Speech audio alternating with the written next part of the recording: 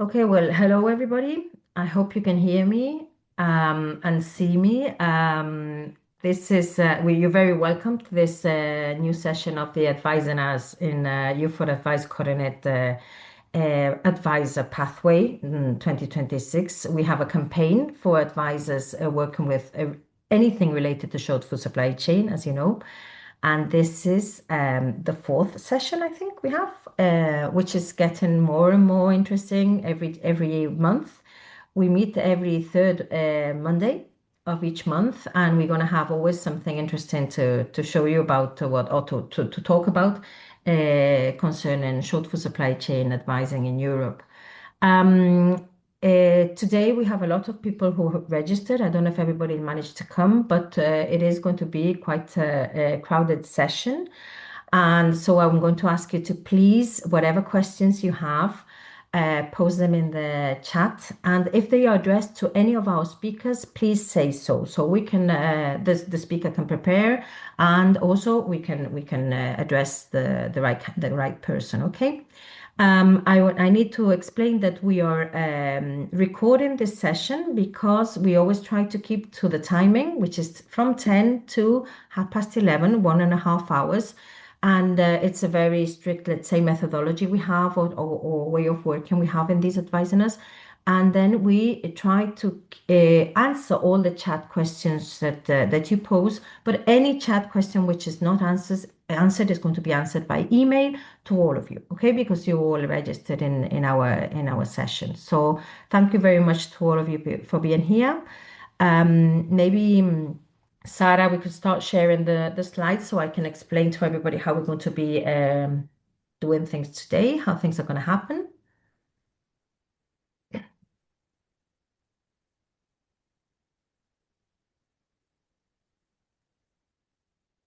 Okay. Can we go back to the first slide, please, Sarah, so I can explain where we are? Okay.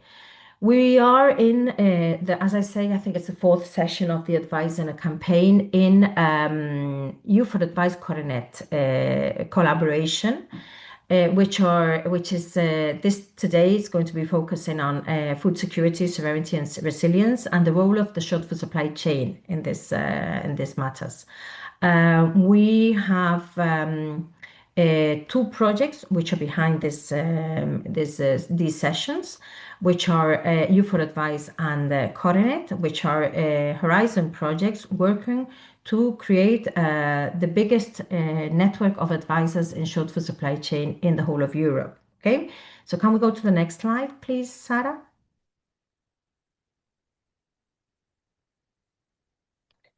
This means we want you to register if you haven't registered yet in our advisor network, advisor short food supply chain network, and or in our network of short food supply chain policymakers. We have two different networks because we need to address different profiles and different people from different points of view, and we need to have different activities for each of them. So it's important that you try to register in the one that you are going to be most interested and more relevant. Any other profile, any other people who need or want to be in our network, please just write to the email you see on the screen, and we'll be answering you, and we'll give in all kind of feedbacks from to you. So next, please.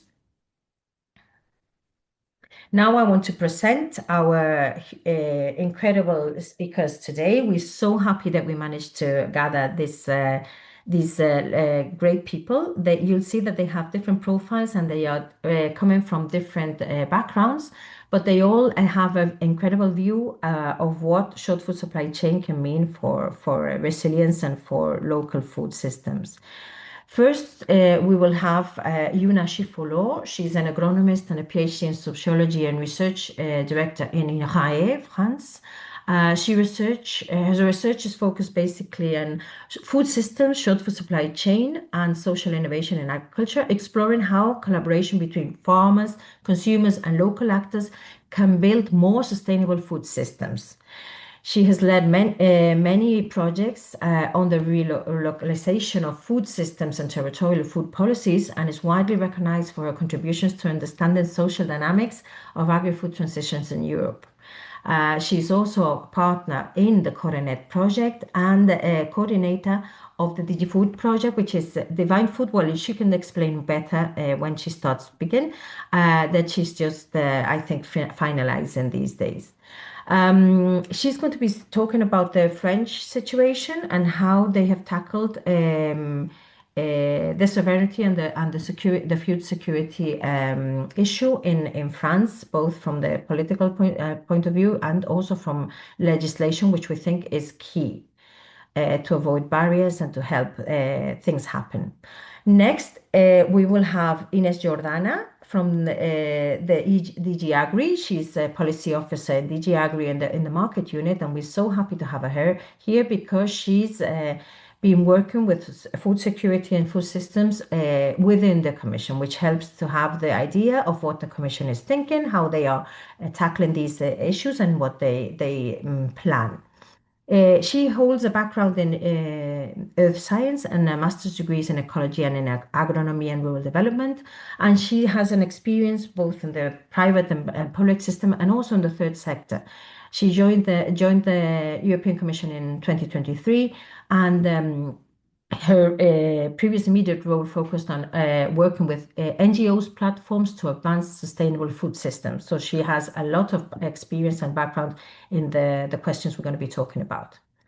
After these two interventions, which are going to go around 10 minutes, 15 minutes each, we're going to have Alejandro Wonenburger, Zoltan Dezerni, I'm sorry with the pronunciation, please, everybody, Zoltan Dezerni, and Thomas O'Connor in a panel where they're going to be answering questions related to their profile. Alejandro leads research and development, strategic planning and operations in Plant on Demand, which is an all-in-one ERP, CRM, and e-commerce platform for the agri-food sector. The platform digitizes and automates processes for local producers, food hubs, and cooperatives, helping small-scale producers improve their competitiveness and facilitate direct sales. So it's very relevant for what we're going to be talking about. His work is driven by the conviction that the digital transformation is a key lever for accelerating the transition towards more equitable and sustainable agri-food models. Okay, so he is going to be talking about all this. Zoltan Dezerni is an agriculture engineer in environmental management and a co-founder of Magos Volgi Ecological Farm in Hungary, which he'll be talking about, with over a decade of experience in small-scale, bio-intense organic vegetable production. His farm demonstrates that human-scale regenerative agriculture can generate both an ecological value and a viable business model. I was very lucky to see it in person in Hungary and was incredibly impressed. Central to his work is community-based marketing built in short food supply chain and stable producer-consumer relationships. He now focuses in mentoring and consultancy, which we thank him a lot for, giving farmers and in establishing robust short food supply chain. Thomas O'Connor from Ireland is a farmer and owner of Manna Organic Farm and store in Kerry, southwest of Ireland, where he produces organic vegetables, salad, and fruit, and manages 15 acres of native Irish woodland and 4 acres of permaculture. He's actively involved in Thailand Veo, I'm sure I probably didn't pronounce it rightly, an organization promoting agroecological farming and land access. And in transition, Kerry, a community-led sustainable initiative. His experience offers a grounded practitioner perspective in short food supply chain rooted in place, trust, and ecological value. So he's going to have a lot to say about what we want to talk about today. So thank you so much to all of you. I'm going to proceed to give Yuna the floor, and just reminding, can we go to the next slide a minute, Sarah? What Yuna is going to be talking about. She's going to talk about the French case, regulation of food security and sovereignty as a good practice. I know she's critical about this good practice, but other countries have worse practices, so this is important to know. And she wants to also point out challenges and improvements needed. Okay, so thank you, Yuna. When you wish. Thank you. Thank you. Good morning to everyone, and thank you for this invitation. So I'm very proud to open the floor. And so if you can, maybe you can put my slide, Marta? Or It's good. I think it's Sarah that's Sarah, going to can you be. do that? oh, Sarah, sorry. Excuse me. So indeed, so I'm involved in COREnet, but also in France. I coordinate the National Expert Network on Short Food Chain, which is a network not introduced in the law, but supported by the Ministry of Agriculture. And I will just say that our Ministry of Agriculture now became a Ministry of Agriculture and Food Sovereignty. So we are in the core of this subject today, and I will present some different regulation on food security and food sovereignty in France, emphasizing the relevance for short food chain, because short food chain in this, I will just present some of the regulation because we have a lot. And short food chain can be in the first period. So short food chain were very in line with this regulation in France, but in the last period, it's much more difficult for this chain. But let's discuss about this. Also, just to mention that in France, also I coordinate another project called Platform Fair Food, which is like an observatory of local food systems. And in this project, we also try to inventory, compile, document all the different regulations or political instruments from the European to the local level that could be useful and used to support not only short food chain, but short food chain in the transition of towards sustainable food system or more resilient food system. So it's just we will deliver a report on these multiple instruments that we have in France that could be also useful and inspire maybe your country. So just I just point some of them because it's good. It's interesting to see that in France, before COVID, the COVID-19 is quite a turning point, but I'm sure that also in your countries, but especially in France, we had this very important turning point. So, but before, we had a political context quite in favor of short food chains through different regulations. I just remind you that in France, we have an official definition of short food chain since 2009. And before our national food policy, so before this national food policy, which has been published in 2010, so 1 year before, we had this official definition of short food chain as selling methods with no more than one intermediary between a producer and consumer and producer because producer, sometimes it's a source of confusion. But in France, a producer is a farmer. So a food producer is a farmer. So no more than one intermediary. But so since 2010, so we have a national public food policy and associate with a national food program. And in this food program, so there are different directions, different axes of actions, and with financial support. So for access to quality food, improvement of food quality, preservation also of food heritage, and also knowledge, improving knowledge and communication around food and benefits of food. And in this context, also because it was just 1 year after the official definition, short food chain appear as drivers. Because before they were in France, short food chain, but also in other countries exist for quite a long time. For even in the Middle Age, we had some short food chain, but they declined. Due to internationalization, globalization, and industrialization of agriculture and food systems.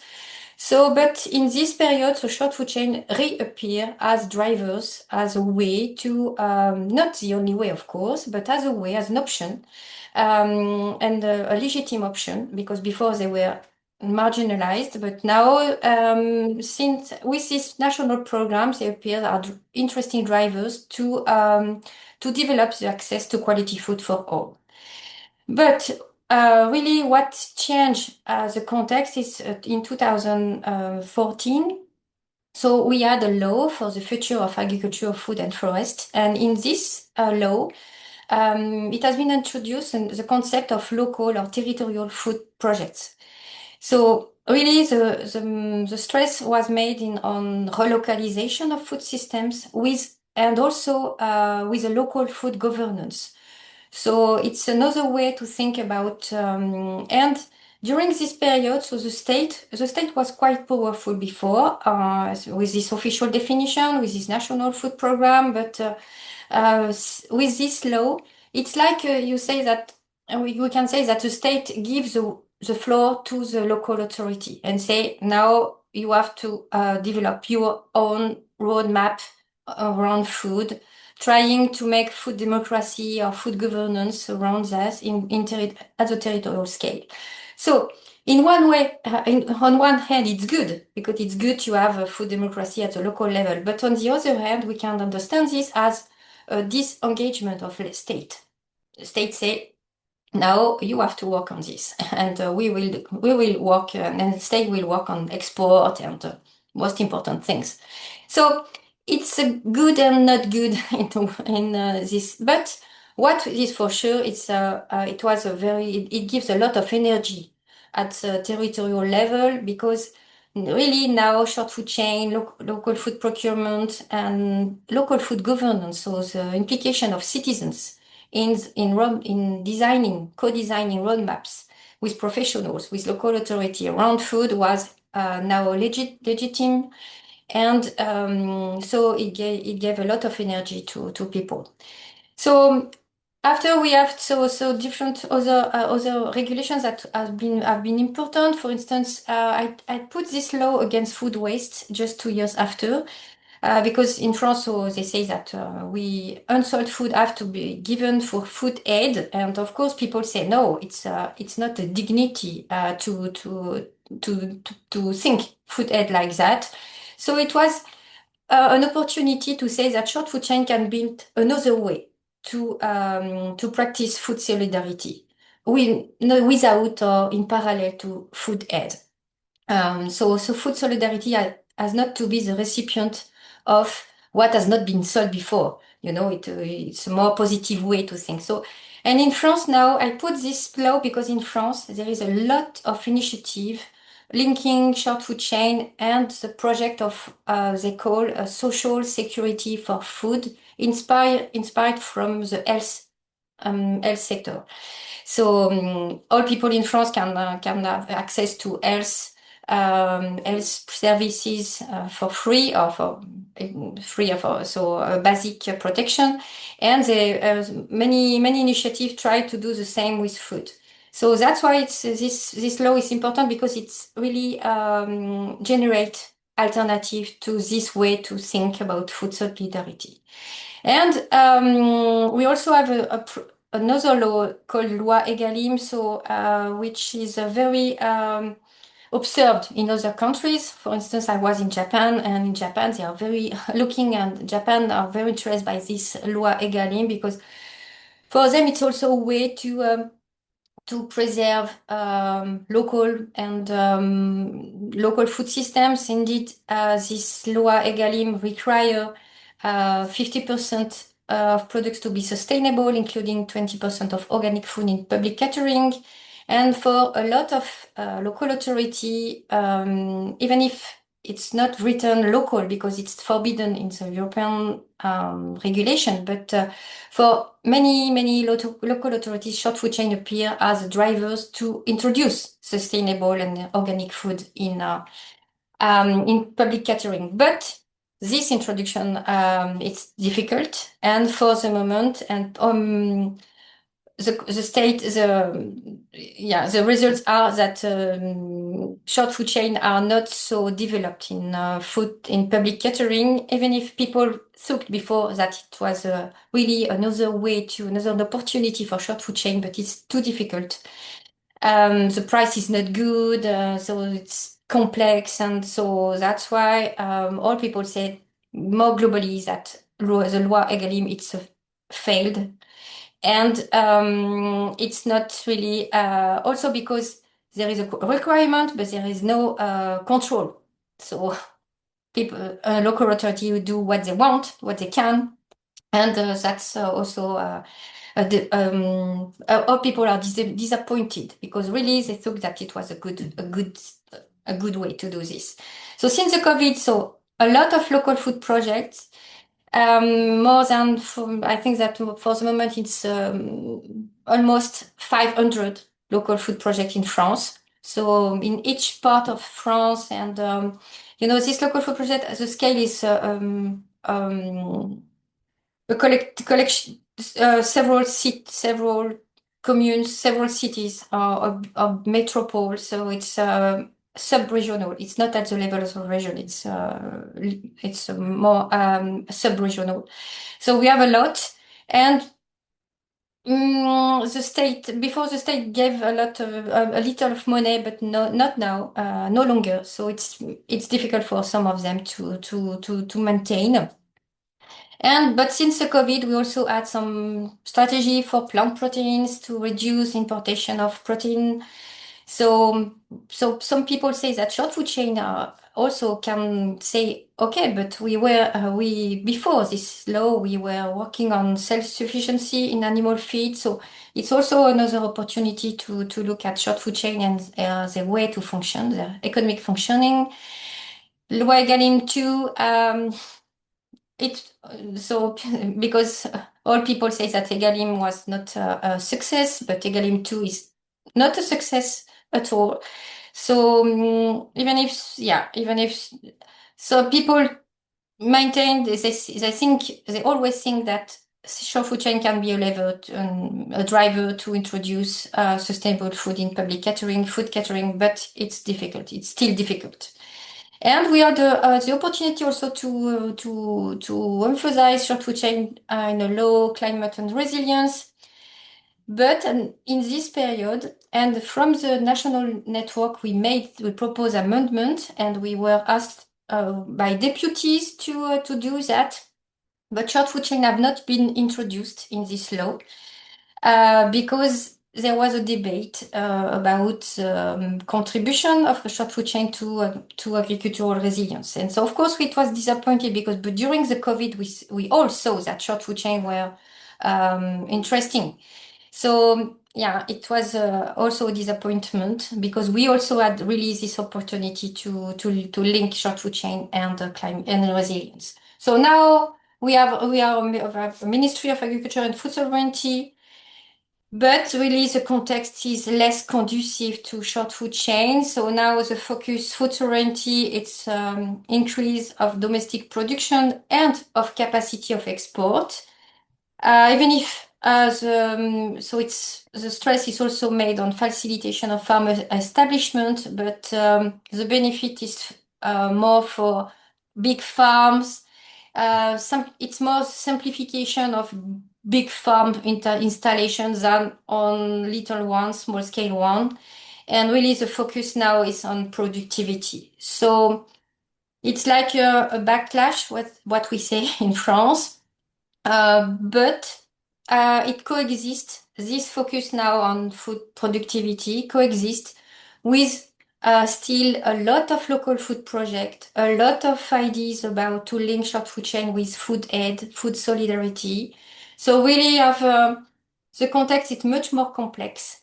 But what is for sure, it's now the state is really focused on export and national production, and so they want to reintroduce some pesticides that were forbidden before. So for all people, it's like we go back to the past and not to the future. But it coexists with a lot of initiatives supported by local food policies. So yeah, it's both good and bad and both positive and negative. So it depends on the day. Sometimes in the morning we say, oh, it's good. We have a lot of energy. And sometimes we say, oh, no, we are as in the 60s, you know. So let's choose what you want. Thank you.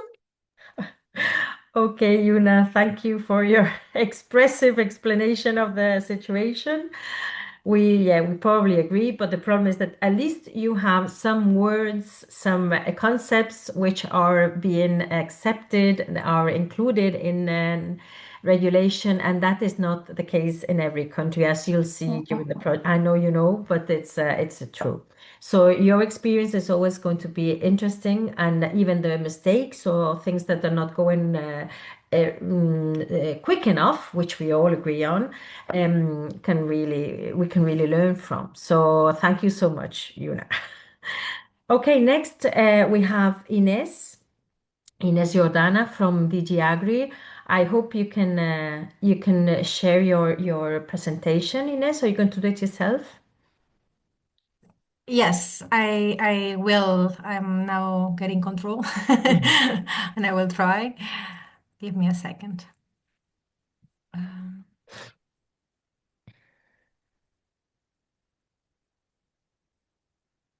Please don't feel shy to ask things on the chat. Please, this is what the idea is, that you have time to be answered and to pose your questions, okay? So, is this working? Well, it's not the whole screen, No? the full screen image. No, I'm afraid. Yeah, Okay. it's Wait, like the working. I'll try again. We had this Mm. last week with Marta and we did manage. What if I do this?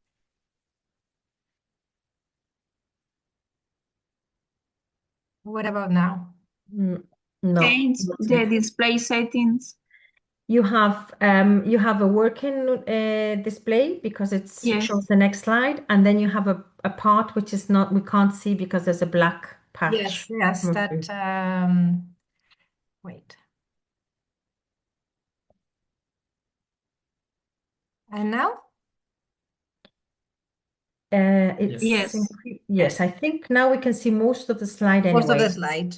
And Yes, I hit I it you and think I cannot see me, so if I look. it should be okay. It should be okay. Okay, perfect. Well, thank you very much for the invitation. I'm delighted to be here because I can learn so much from this network and from the experiences that will be presented. I will try to be brief so we can mostly discuss, which I think will be the most interesting. And I will pick up on some, sorry, on some points from Yuna. Um, and yes, I will start by saying that actually I recognize a few names in the chat, and it was fun that you mentioned Christian because I think we worked in the past. So and there is a lot of other people that I recognize. So I see that we keep on being around and make a networking, which is it's fundamental for sustainable food systems. I will say that I'm working in DG AGRI only for 3 years, as was presented. We do in our unit work with food security dimension more within EU than rather than global. That will be the international unit. And for some reason, I think my head of unit has been following local and short supply chains for a long period, and it remained in our domain of work, which is great because it's part of the most exciting and important work that we can do.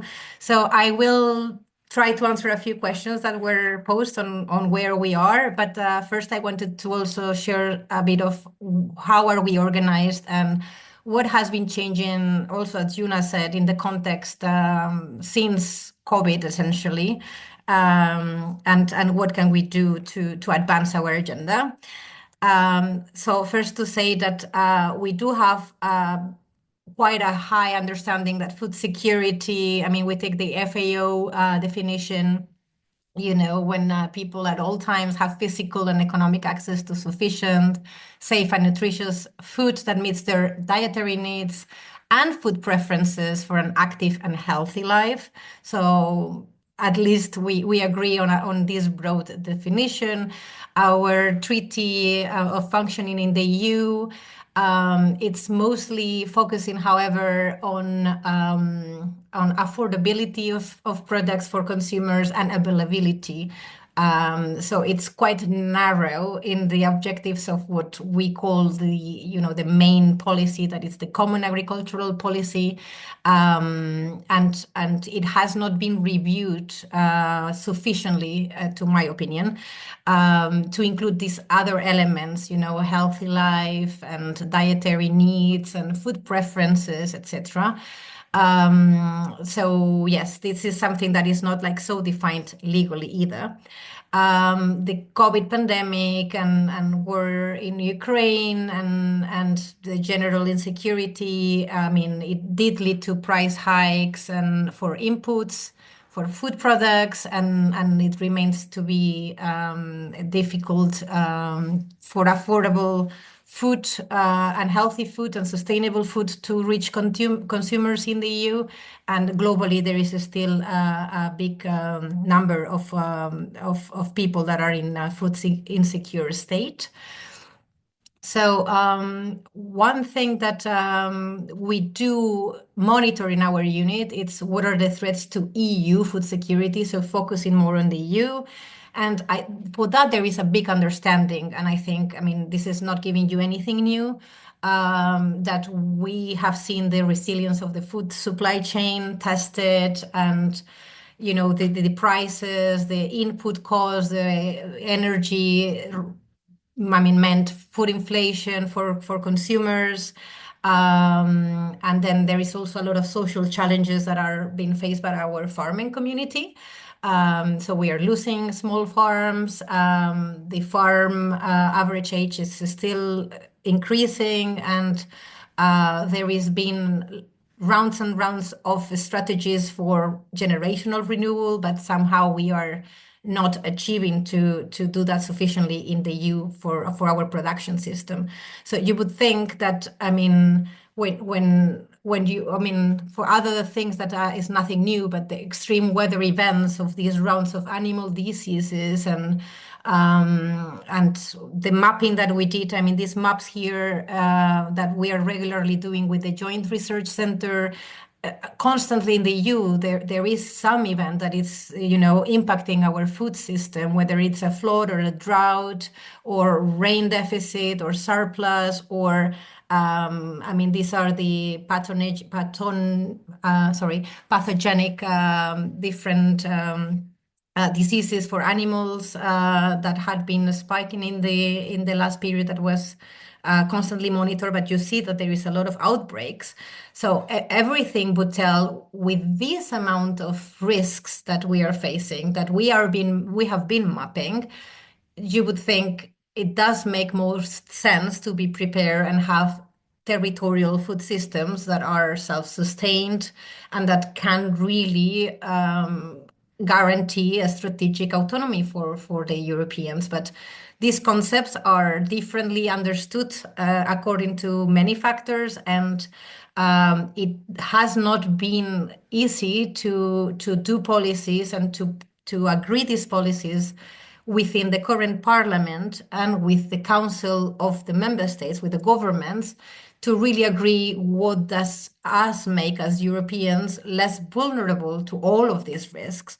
If you just picked some of them, it would only make sense that you are diversifying your production, diversifying the geographic areas where you are producing, diversifying the production within the farm, so you are not just specialized in one single product, but that you are doing, I think we will hear a bit that towards the end with different dedication from Thomas to different parts of the land that there's been managed. So it just makes sense, but somehow it's not yet making the business case or the productivity and growth case as we understand it. So unfortunately, the EU has been responding since 2020, since COVID, with different organization of the common agricultural policy, a specific communication for a contingency plan, to work on how to make fertilizers affordable.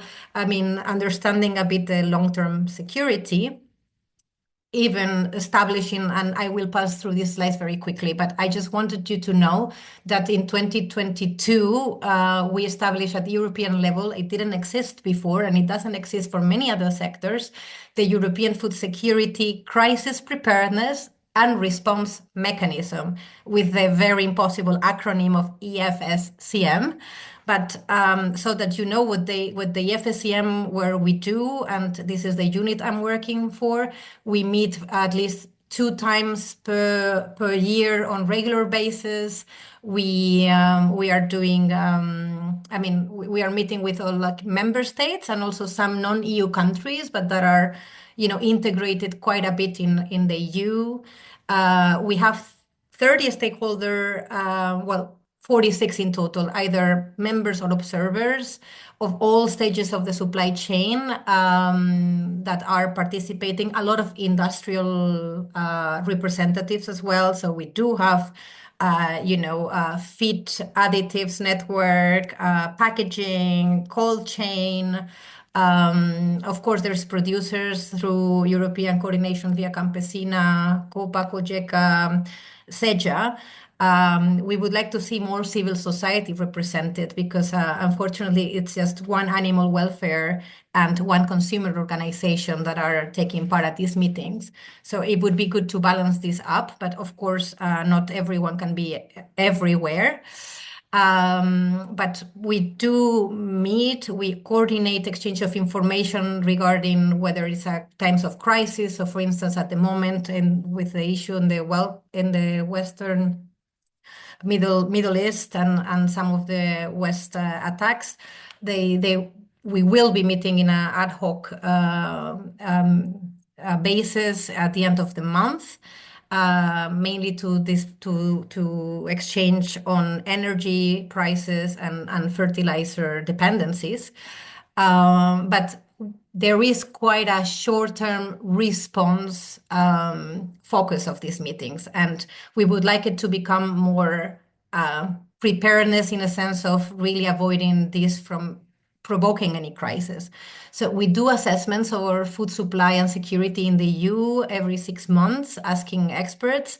Of course, their answers are very much linked on whatever is happening at that moment, and they tend to see the problem of food security really limited if there is being a big flood event and like a known or renowned issue on labor shortages or a contamination food war. Those things really keep on changing the answers. But I mean, we kind of agree on the sort of risk that we are facing, and we keep on monitoring this. I wanted to mention that this group, what they did, and they had an action plan and obligation, was to set up a series of recommendations that all the group with all the member states and the actors in the supply chain, they had to agree on recommendations, and one of them was on improving the diversity of sources of supply and balancing shorter and longer supply chains. So if you go to the FSCM website where we publish all of the information, you will see that there is these recommendations on diversity that do recognize specifically the role of short supply chains. So at least the knowledge of all the stakeholders and the governments is that this is needed, and we cannot just rely on globalized systems for food because it's such a fundamental need and a human right. The Commission has shifted priorities. We went from a European Green Deal and farm to fork era to a more competitiveness era. There was a lot of protest in 2024 that raised, a lot of concern for many reasons, for the bargaining power, for their situation in the food supply chain, for some of the trade agreements that were being negotiated, and all of that meant that, or the incapability as well for the Commission to really pass any initiative that had been announced in the farm to fork. There was a big polarization on the debate, and the decision was to do this strategic dialogue on the future of EU agriculture. And at least there is at least 6 times short supply chains that are mentioned. And I mean, just to say that this territorial resilience, the fair, sustainable, competitive food supply chain did understand also short supply chains and key elements that had to be developed. The vision then for agriculture and food that was published in February 2025 included specific mentions to short supply chains. They mentioned this on relation to public procurement. I think also Yuna said how, I mean, public catering, the translation varies, but it's the same idea, providing food available to canteens all across, from schools to hospitals to military to public institutions. It is a big lever for change. And the Commission did integrate this idea that this should be possible in public procurement. It actually announced a legal proposal to empower contracted authorities to make this possibility to get these products by public authorities easier, so to access the short supply chains, but also with an element of local and territorial and regional supply chains, which we know that causes a lot of issues because of our internal market regulation. And I want to say that this is something we are working on at the very moment with DG GROW, this revision. And GROW is now aware of where DG AGRI stands, and we are very clear that this is something we absolutely want to see in this revision. So we are checking with legal experts. The Commission, through DG AGRI, also our EU school scheme, has been strengthening this issue. I will come to a definition in a second, and also the Common Market Organization. So very quickly, the EU school scheme came together as a reviewed package on July 2025.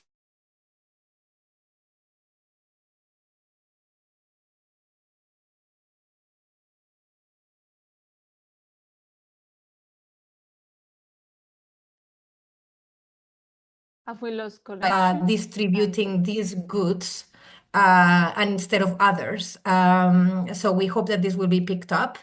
We also have proposed, and this is going to be a bit complicated, we can discuss about it later, but in the Common Market Organization, we have been trying to exclude from law, competition law, some social sustainability objectives, and to also define, we don't have a definition at EU level for short supply chains and fair, and with this element of direct connection and geographical proximity. And it has not been fully defined, but we aim at defining it.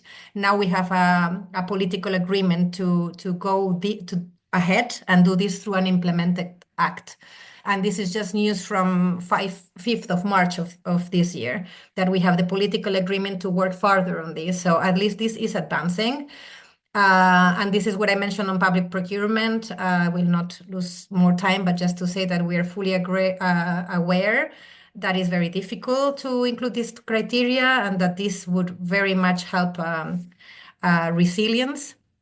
And I will stop here, because the topic is super broad, food security and short supply chains.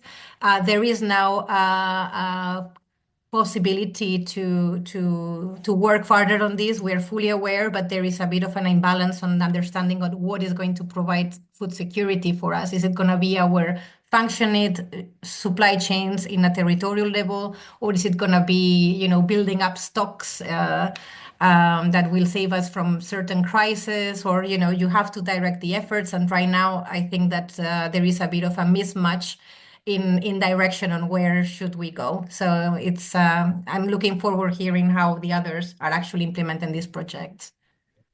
Well, thank you so much, Ines. It was really enlightening, very helpful to see, to know, because it's not so easy to know what's happening behind the blinds behind what behind the in the offices where you decide some things and that then are later on interpreted in different ways in the different countries and implemented also. But if you need any help with all this, there's a huge community, as you can see, which is working with specifically what short food supply chain means. And I understand, because it's the same with climate change, that short, medium, and long-term thinking is very difficult to do when there's such an unstable situation. But we always have the same problem. If we don't do that, then we just, come back to committing mistakes, the same mistakes once and again. But thank you so much for being here and for being available for us. So thank you.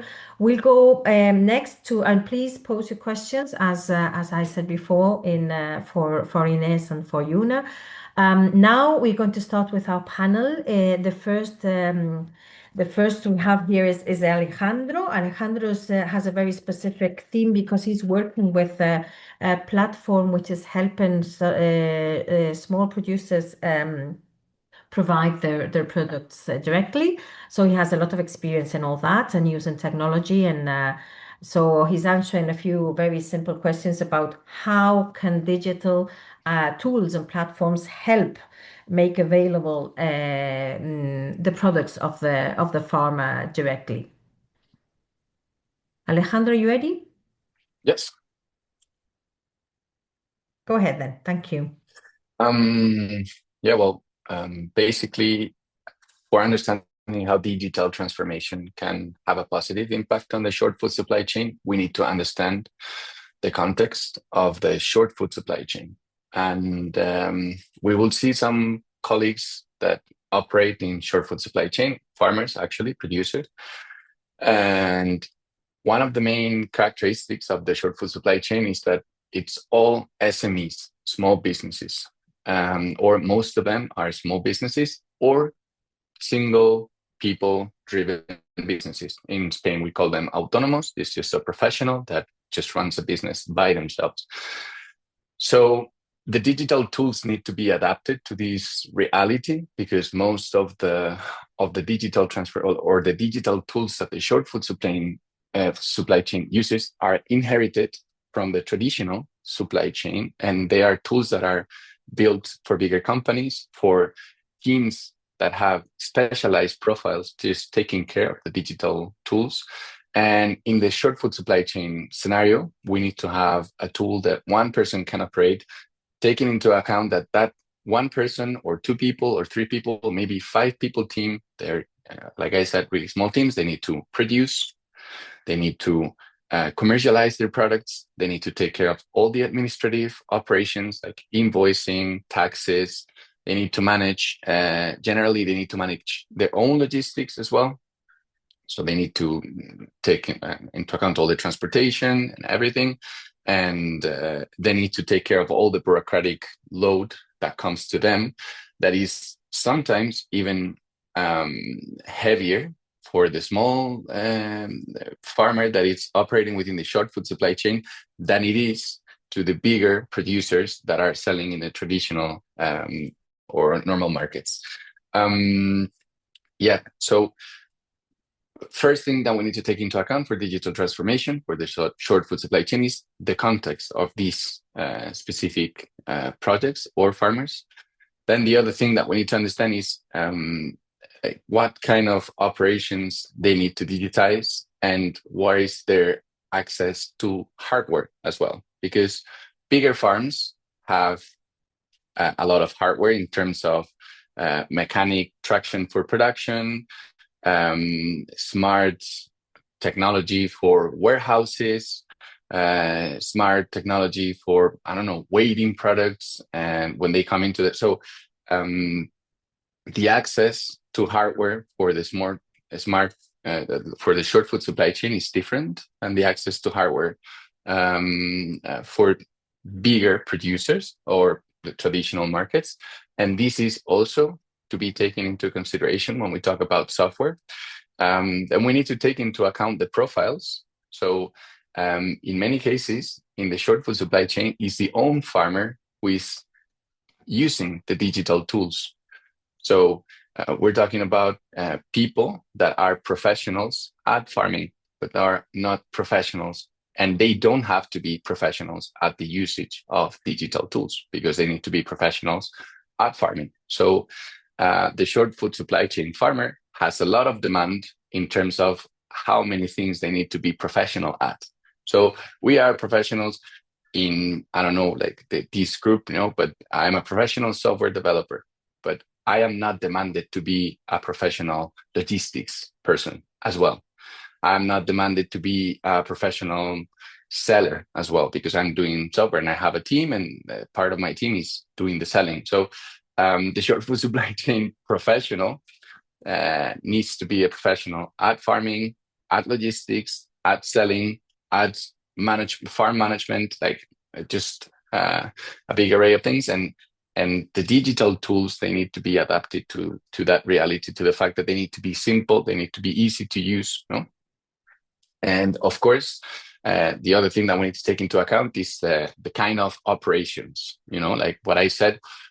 Usually, when you are in the short food supply chain, you have to address multiple channels at the same time, multiple sales channels. So you have to sell to restaurants, to end consumers, to consumption groups, to like different sales channels, whereas the traditional supply chain just has one client or two big clients that take all the production. So the digital tools need to be adapted to this reality and to how dynamic the sales are, because you need to be selling through the same tool or using the same tool to manage your sales operations to a restaurant, which demands in a completely different way than an end consumer, which demands in a completely different way than a school canteen or whatever clients you have to address.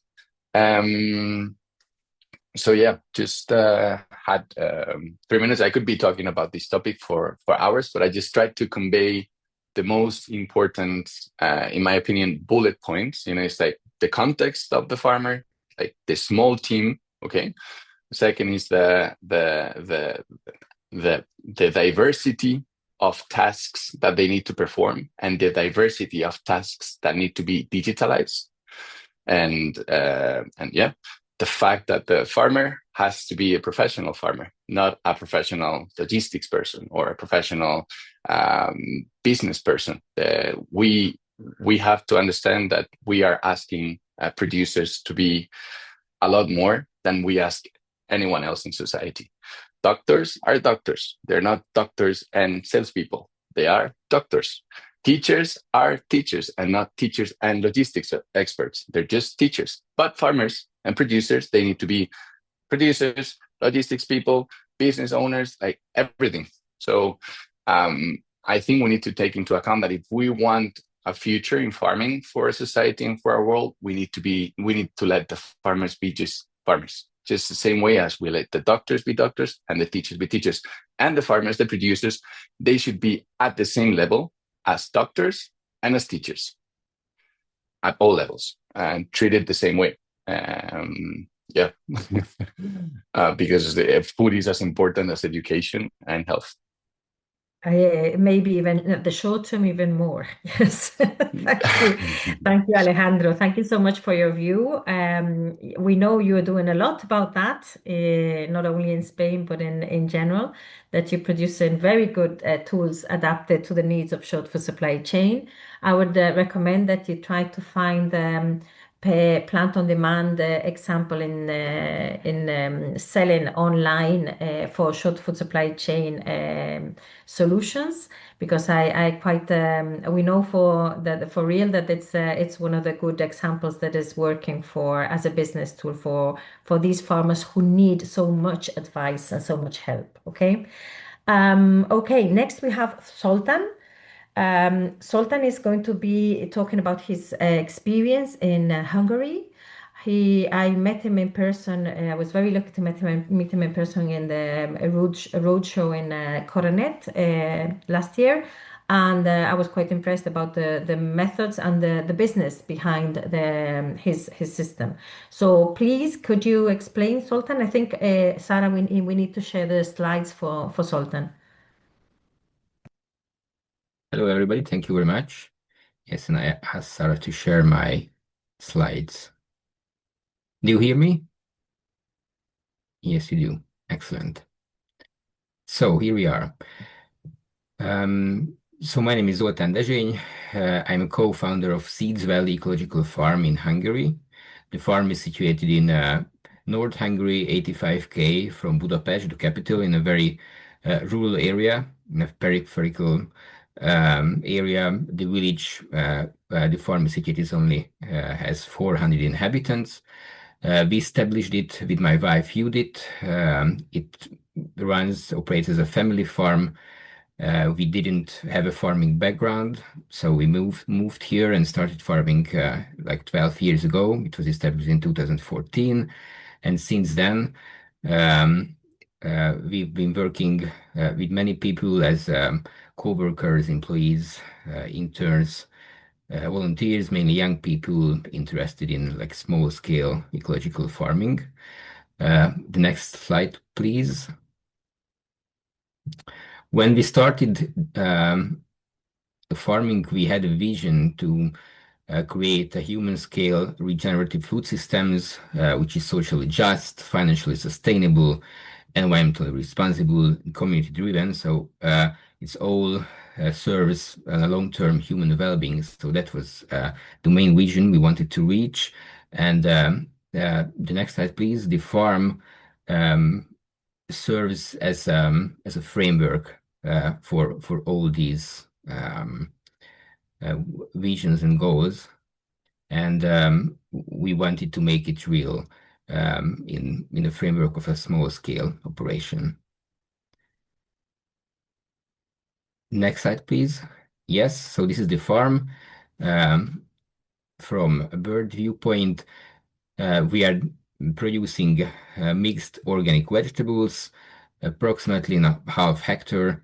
It's a very diverse system with more than 40 vegetables species and more than 100 varieties. We are certified organic, following organic and beyond organic practices. The whole operation is based on hand labor, so we don't have any big machinery and high-tech technologies.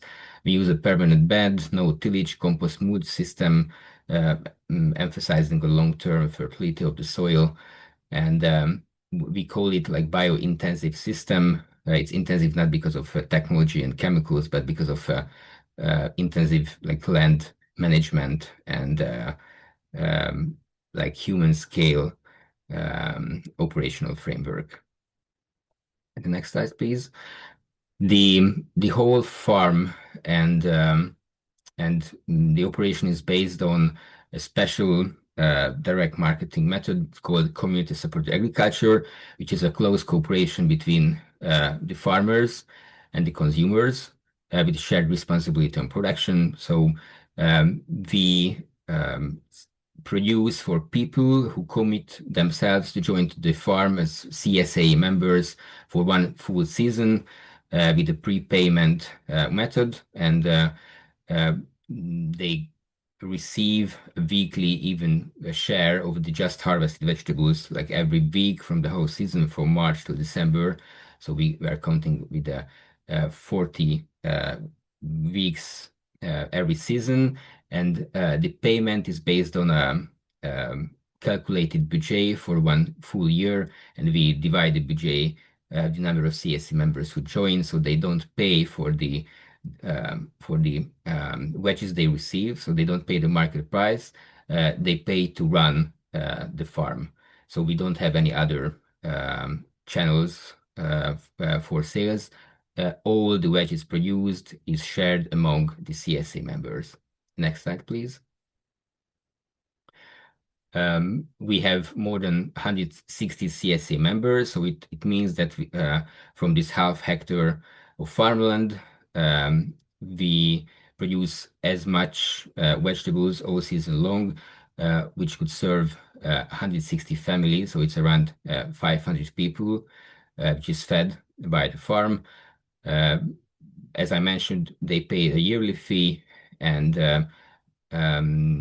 We have 2 pickup points in Budapest, so it's 1.5 hour drive from the farm, and also some people can pick their veggie share on farm, so from the neighborhood. And we do this activity with the aim of total transparency, so very intensive communications and involvement, in order to provide a real or close to real view of an urban like family of farm production. So they can visit the farm, they can reach the farm, they meet us every week at the CSA pickup points, and we provide like credible information about the operation, about the whole story of food.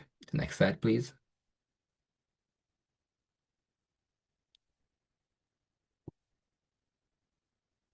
We started the CSA model 2016, and on that time with 60 people, and there were peak with more than 200 CSA members during the COVID era, and during the last few years we run with 160 CSA members. You see a share in the picture, and some wedges, and a pickup point somewhere in downtown Budapest. Next slide, please. We consider like this type of farming, like we call it like human scale agriculture, as an option to a bridge between the rural and the urban world, like with the face-to-face connection between the people who are involved. So you see some pictures here taken on farm events, like open farm days organized for CSA members. As we were in these events together here, sharing ideas, concepts, and like our time and open personality, like with each other, in order to form a food community within the farm. And then also during the last 3 years, we started to organize on-farm educational events and knowledge transfer events in order to promote information for people who are interested in small-scale farming, and we consider it as a way like how we can multiple this food production pattern, and to have more and more like bio-intensive CSA farms like us succeeding in Hungary. Thank you very much. Okay, thank you, Sultan. As you can see, the amount of land which is used for this huge amount of impact is incredible.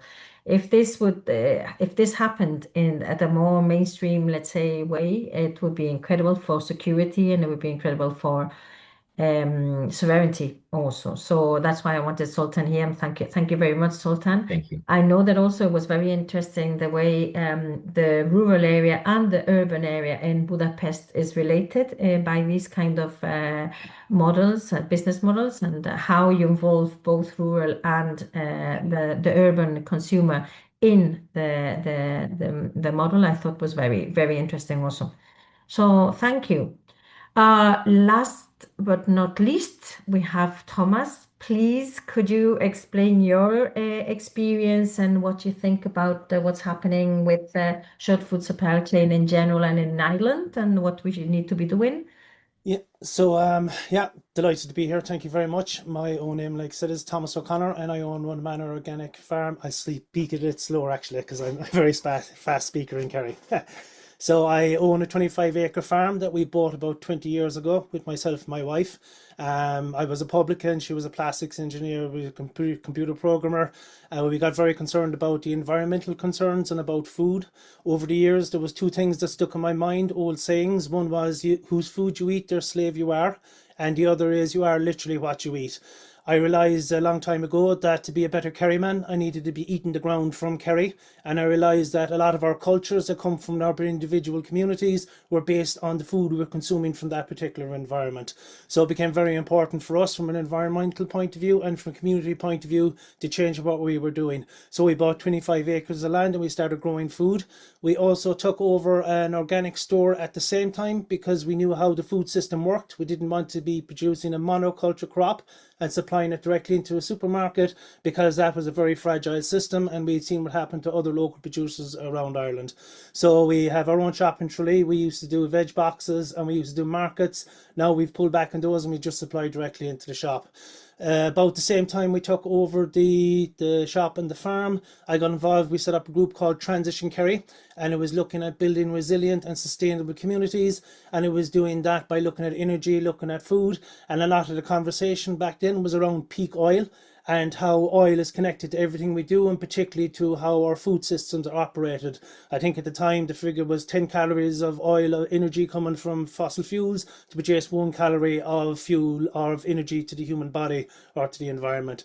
And then the food that was coming from that kind of system wasn't really good for the environment or for the people that were eating it. So for us, we're certified organic from day one, but we use permaculture, agroecology, biodynamics, all of these nature-based systems that can help us provide food within our community from the natural constraints of the environment itself. So it essentially short food supply chains for us, reduce the inputs, improve soil health and in the community around us, but also it gives us a closer connection to our community and our community and our landscape. About 6 years ago then, I was involved in setting up Talamh Bio, and Talamh Bio means the living land. And the idea was to reconnect land, people and community, and we do that through agroecology and food sovereignty. Now, I'd say it's about 13 years ago we started going to an event called Feeding Ourselves, and it was out of that Talamh Bio was born. That's where a whole group of local producers from around the country came together and tried to look at the issues that were there and the challenges that were there in producing food locally. And a lot of that came down to bottlenecks around policy and stuff like that. So with Talamh Bio, we started working on a local food policy, and the idea of the local food policy was looking at, like I say, the bottlenecks in policy and legislation, and looking at the supports that were there. In Ireland, we're told we have food security, and this is where the conversation grows. We have food security, and we have a very industrial and chemical agricultural system based on commodities and export, and we're told we need to farm this way in order to feed the world. But we know that the reality is, to feed the world, you start feeding yourself and you stop taking food from these long supply chains, and you build more resilient, sustainable communities. So we worked on a local food policy for a good few years, and now it's continuously evolving. And the idea is to create income supports, labour and financial incentives, create pilot projects around the country, and have a focus on shorter supply chains. And in order to support this, we're working on 2 other projects at the moment, which is Strengthening Local Food Economies, which is a 2-year collaborative project with Festa and Cultivate. And it's about putting a focus on the supports and looking for a basic income for local food producers, and then how those local food producers can supply into public procurement and all those other networks and channels are there. And then again, looking at the challenges that are at the bottlenecks that are in the way. One of the biggest parts of the local food policy is institutional recognition for local food producers. So through the local food policy and our strengthening local food economies and our pathways to organic short food supply chains, we're trying to define what a local food producer in Ireland means, small scale within their community.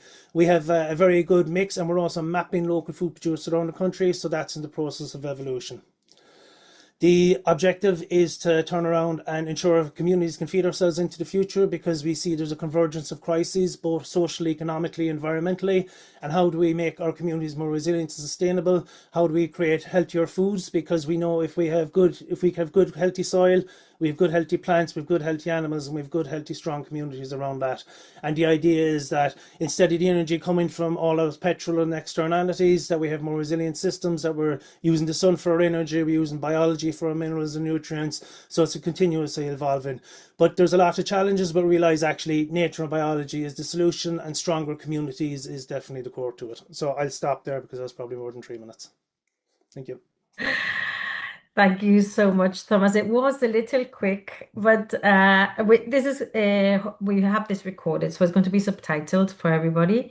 But I know that you're doing a huge job in the whole of Ireland really with this policy changes, because it's quite unrecognized, let's say, words and concepts in the country. I understand. No, it's not like France that already has 10 years of already including these concepts in their policy in a better, worse way, but in some way, no? We do get a bit jealous looking at other countries. Yeah, There's a me stronger too. food culture, but then there's an opportunity for us to reinvent our food culture and put a solid foundation based on what's happening in other countries.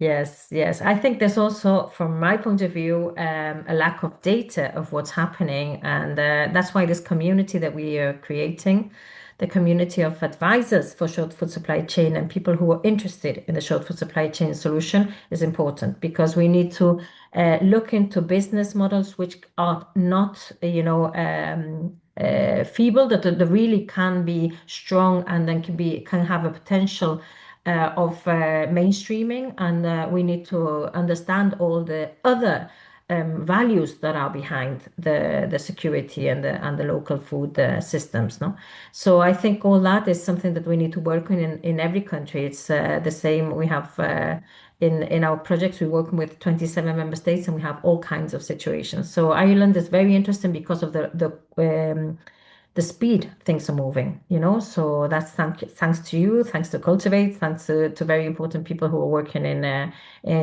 all of your rural areas in this sense.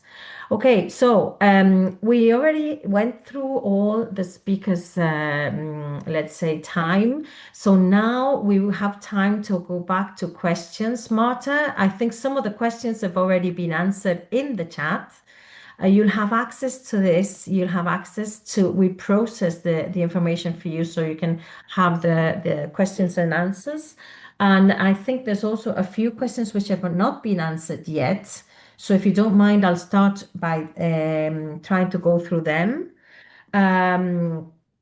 Okay, so for instance, I think Mark Fredericks, he's asking or he's telling Ines about the Dutch pharmacy networks in the 40th.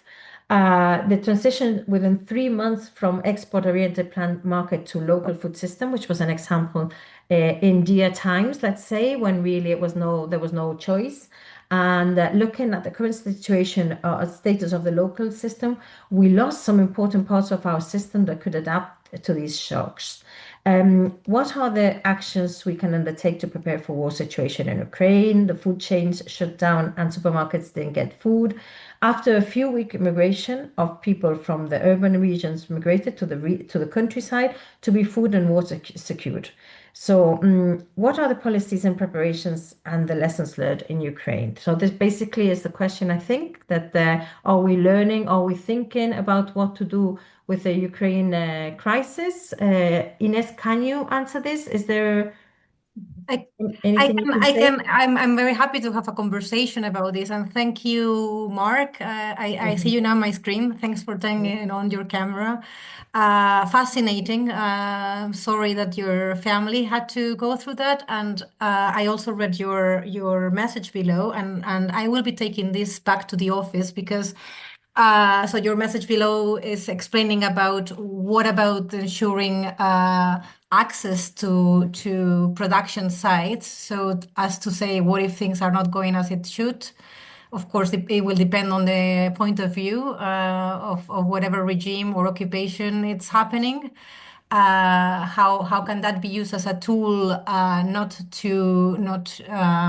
as we understand it normally? Sorry, I'm trying to put my ideas together because this is quite unique what you shared, Mark. I have to say that we hadn't thought of their perspective on how can people then have to comply with a certain system so that they can access food. We normally think more on terms on how to being able to continue producing and distributing food as if there was going to be some sort of democratic self-sustain and sort of like what do we do about organizing and accessing food. But of course you're saying something different where food is used as a weaponizing as a weapon in a different sense that we normally use as weaponization of food, which is restricting the access. So thank you for sharing. This is something that we will reflect on, and it's a very pertinent time as well because unfortunately, with the EU preparedness strategy that I didn't mention too much about, there is a lot of actions that are being put in place. A lot of them are about, securing access to food in all times of in all crises. With this full, like whole society approach, but it does not include this reflection. So thank you for it. Regarding Ukraine, yes, we are reflecting. We had the Vice Minister of Agriculture of Ukraine speaking at the last regular EFSCM meeting, which kept the whole audience silent, as you cannot imagine, because they are really going through a war situation. So this is like an live streaming of someone trying to make sense and put order in very exceptional and horrible circumstances. What we can learn is that, so two things that are the main takeaways from that conclusion, or their conclusion, is that they were so more prepared than many EU member states in terms of they came from a different pre-Soviet organization where there were quite some access to stocks of food.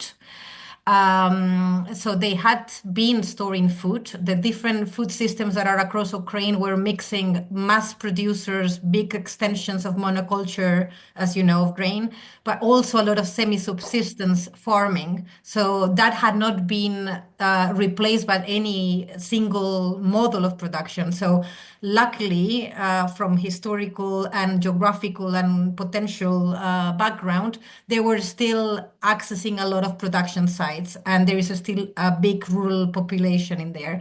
What they were sharing with the group that was also quite interesting is that this approach that Europeans have about stockpiling, what they were saying is no, stocks in times of war, and maybe not for other, but also for other crises, in times of war, any stocks of food become the number one targets. You do not want to keep things stored a long time, because then what they were doing is trying to keep a network of like actually food flowing in little quantities constantly. So the more that you have transport ready for being mobilizing small quantities of food, that is what they found to be the most useful of all, which made member states realize that a lot of the approaches also taken by, especially Nordic, Baltic countries that have been preparing this for longer, they were admitting that their approach had not been taking this into account, that infrastructure was not being looked up. And these were things that we picked up, this necessity for keeping rural communities connected, the good background that they had with semi-subsistence farming and capacity to produce, and then for the bigger populations as Kiev to make the food arrive in small sets of food, so never to be in the same placement. So unfortunately, that's how they have been dealing with it, and that's what they were sharing. So of course we're trying to stay in contact. And again, thank you for what you brought in, Mark. Thank you, Ines. That was a very thorough, and I also think it's a good idea that we start thinking in this way. It's a pity, but it looks like we're going to have to be a bit more resilient than we thought, and quicker than we thought. Another question for Alejandro from Mark, just because it's the same person asking, I'm linking them, is how do you think, or how do you secure identity and resources in situations of insecurity? Do you have any idea of how to do that, or are you doing that already in your platform?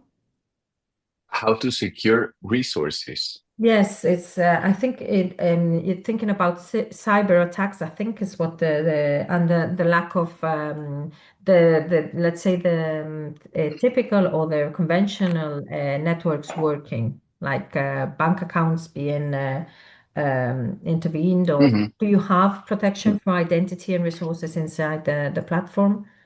Yeah, I mean, we have all the data that is currently stored in the platform is properly secured. We do not secure banking data or stuff like that because it's like the data that is in the platform regarding banking is really basic, and it will always have the firewall of the bank itself. But yeah, all the payment data, all the invoicing information, all the information is secure within the platform. And yeah, we use industry standards in software development to keep users' data safe. Okay. And something from B. Tobish to Ines is the idea of using the food policy councils in the commission group, the committee you have. It's just an idea from one of our speakers. I don't know if you have any very quick answer on that. We do not have any food council. It's a practice that is not EU-wide organized in a way that we have a head network or an umbrella organization representing, because of the very nature of food councils. I mean, it shouldn't be that it should be bottom up. They're focused on what they are, and they're doing a very good job. We are aware that this is working quite well and I read also numbers from Yuna in France, in Germany.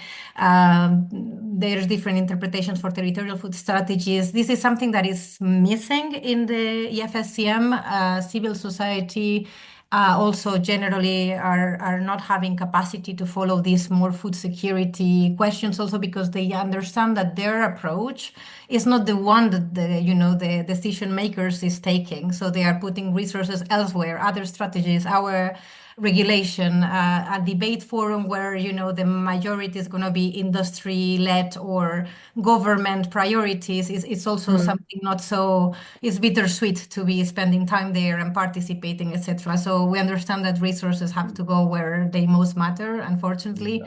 That might be a reason. And also for food councils, if there was to be something organized EU-wide, I think that would be a relevant place where to continue working and bringing this on-the-ground experience higher up to consideration. So for now, it's Eurocities, ICLEI, so other local communities networks that work with the Committee of the Regions or the European Economic Social Committee through, spokesperson that we hear back some of these dynamics. But no, I wouldn't say that they're sufficiently still represented as they should. And as probably there should be a European Food Council, which is a long-standing claim, and I think a very valid one, but there is no answer for that yet. Not yet. Okay, thank you. I'm afraid there's another question for you, Ines, so don't leave. No, I understood the one from Katrina. That's right. Yes, I was going to say there's going to be flexibility in livestock, which is for us is very relevant in our area. We are very into livestock, extensive livestock production. Of course. Katrina, thanks for the question. I understand that this explanation that you're giving on the 30% is mainly trying to respond to hygiene rules. DG Sante already understands that they have been quite flexible for local and short supply chains, even if it could be done more. It's one of the few things that have been softened compared to regulation. There is still a percentage that is allowed. Imagine that before there was none.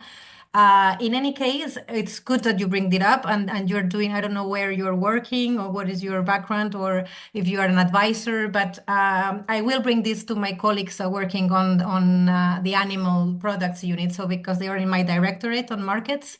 And I know they're working on the livestock strategy and the protein strategy, as you're mentioning. It could be something worth reflecting on, whether they have been bringing this up with the conversations and in consultation with DG Sante. So just to make sure, because I'm not leading on that strategy, I understand where it comes from. I will check with them if this has been considered. And if I can, I will bring through the project a more written answer. Great. Okay, thank you so much. But I fully understood, very well explained, so thank you. We just related to this, we had a hygiene flexibility regulation Advisinar just 2 months ago, which was led by Christian, and it was where we explained the Austrian case. And we came to the conclusion with the people who were there that we would like to have a working group and even a second session more in depth on the hygiene possibilities, the flexibility of hygiene flexibility, because we saw that some of the flexibility was coming or the lack of flexibility was coming more from the practitioners or the technical understanding of legislation at more local or regional or national level than from the rules themselves. So we just decided we were going to have another session. So we'll definitely tell you about it and see if we can go a bit further into that, because it's obviously a barrier for short food supply chain application. Okay, more questions which haven't been answered. I think Mark is asking Sultan. Food communities are key for transition. How can we speed up the movement and create ways into other networks to help transition farmers in this concept? Can people also invest in the application of the concept? I mean, can we go any faster? I think is basically what Mark is asking. I know that Sultan is working hard on that, so maybe you would like to answer, Sultan? Yeah, it's it's a very good question, very relevant, because here in Hungary we feel that there is an interest from like people who would like to be farmers, because they want to change their careers, or because they want to leave the city. They would like to do something which is related with ecology and community, but it's really hard to be a farmer. So the entrance fee is really hard, really high, and it's really difficult to gain the necessary practical information, like how to do it. So what are the steps? What are the necessary ingredients to run a successful small scale farm in a viable way? And like we have degrees, master degrees in agriculture with together with Judith, we were classmates at university, but universities do not provide like that sort of knowledge and skills necessary to run a small scale farm. And there is really a lack of information, lack of available resources, at least in Hungary, in this topic. So this is part of the reason we decided to start this knowledge sharing and mentoring and educational activities, like based on our farm, to share our experiences to people who are interested in small scale farming. About if you are talking about CSAs and how CSAs can be organized, like in Hungary, there is an NGO called Conscious Consumers Association. Like they organize regularly workshops and events to be CSA farmers. But besides of that, like I'm not very much aware of too much really practice oriented knowledge, like gaining opportunities in Hungary. So I would say the key is to organize options for like practice oriented knowledge, like how to transfer it. Like we are trying to do it. We formed a sort of alliance between small scale, like biointensive farmers, and who are already in in this position. Like we regularly share challenges and solutions among us, but it's really hard to start. So I don't have a good answer to this question. It's a very good question. Like we are working on it. From a policy perspective, I think it's very important to provide practice oriented knowledge, like transfers available for to be farmers. So that is the key, and it could be a network of model farms, like lighthouse farms, who are dedicated to convey this sort of experience, like needed to start a farm.